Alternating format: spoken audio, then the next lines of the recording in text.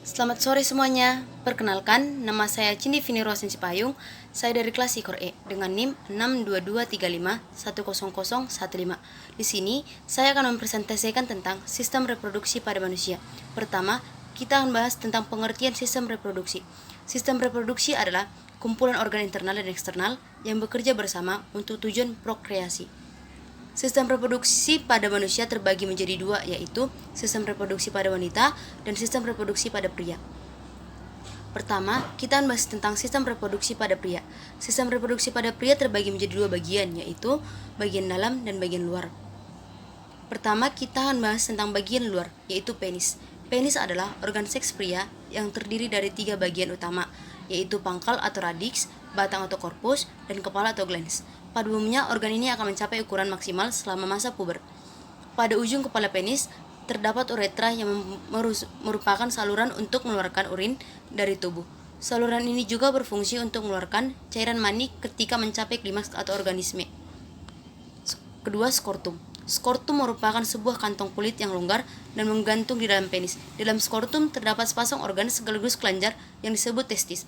Selain melindungi testis, skortum juga mendukung fungsi testis dan memproduksi sperma. Otot-otot khusus pada dinding skortum memungkinkan testis untuk menjaga suhu optimal bagi produksi sperma. Ketiga, testis. Testis merupakan organ berbentuk oval di dalam kantung sebelah kanan dan kiri bagian belakang penis. Fungsi untuk memproduksi dan menyimpan sperma. Biasanya testis pria akan mulai tumbuh sekitar usia 10-13 tahun. Ukuran testis setiap pria berbeda-beda, tetapi rata-rata panjangnya sekitar 5-7,5 cm dengan lebar 2,5 cm. Epidermis. Epidermis merupakan saluran terletak di belakang testis. Fungsi membawa sperma dari testis menuju vas deferens atau saluran panjang untuk menyalurkan sperma matang, untuk kemudian dikeluarkan melalui uretra.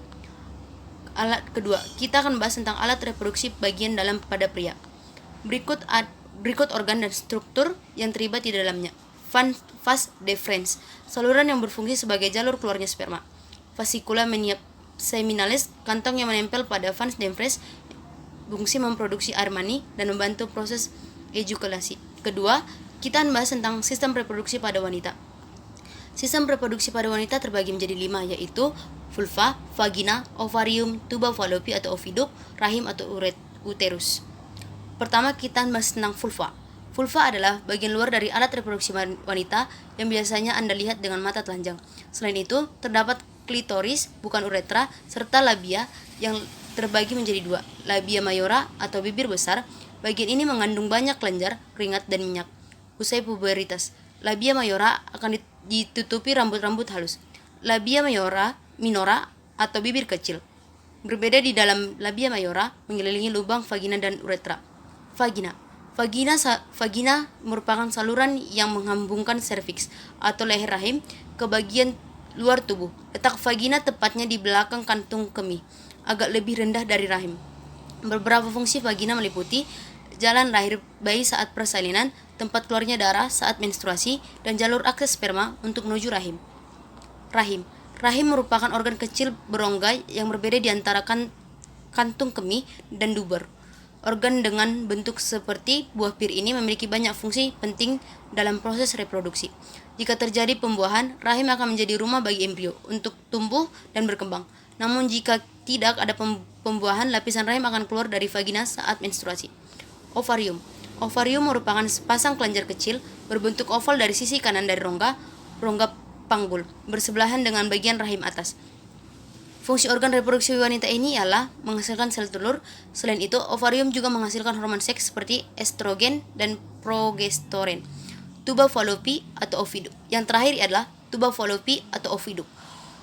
Tuba fallopi merupakan dua saluran panjang yang membenteng pada bagian atas rahim ke ujung masing-masing ovarium. Fungsi organ ini sebagai saluran bagi sel telur untuk bergerak dari ovarium menuju rahim. Konsekuensi alis pembuahan sel telur oleh sperma terjadi di saluran tuba fallopi. Nantinya sel telur yang berhasil dibuahi di saluran tuba fallopi akan bergerak menuju rahim. Sampai di sini presentasi saya. Jika ada kata-kata saya yang salah, mohon dimaafkan. Akhir kata, saya ucapkan terima kasih.